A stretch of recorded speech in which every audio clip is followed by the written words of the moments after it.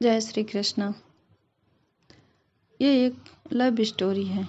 ये एक प्रेम कहानी रुला देने वाली है। दोस्तों, ये लव स्टोरी करण और बीनू की है। करण और बीनू एक गांव में बहुत प्यार करते थे। एक ही गांव के थे और वो दोनों बहुत एक दूसरे से प्यार करते थे। करण भी काम करता था और बीनू भी काम कर रही थी। दोनों का लास्ट साल था।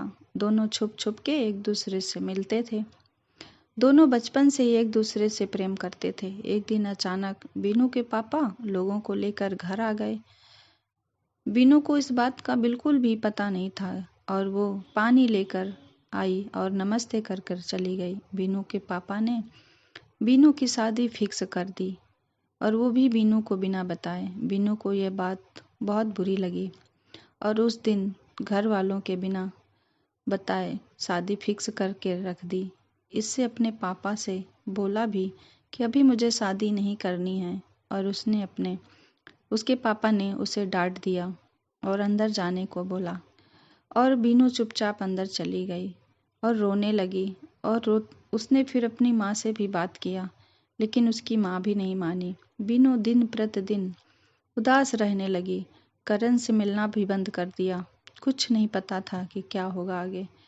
वो बीनू को मिलने के लिए बुलाया पर वो नहीं आई।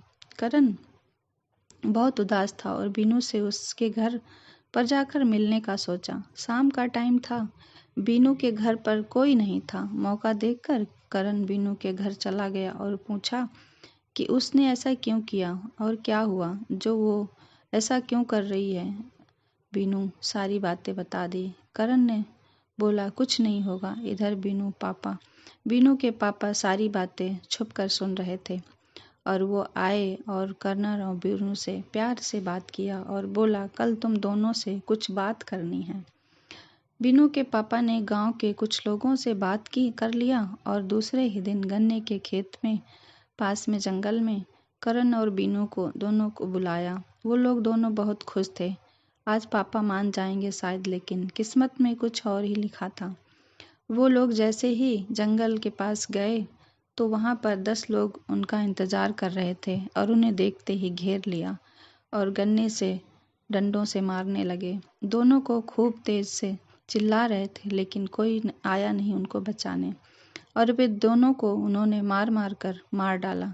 मरने के बाद दोनों को वहाँ पर से जंगल की लकड़ियों से जला दिया और वो वहीं पर मारने के बाद उन्हें वहीं दफन कर दिया, जला दिया गया। आज की कहानी से हमें क्या सीख मिलती है दोस्तों? आज के समय में, आज के ज़माने में लोग ऐसा करते हैं और हम लोग कहते हैं कि हम लोग आगे जा रहे हैं, दुनिया बदल रही है।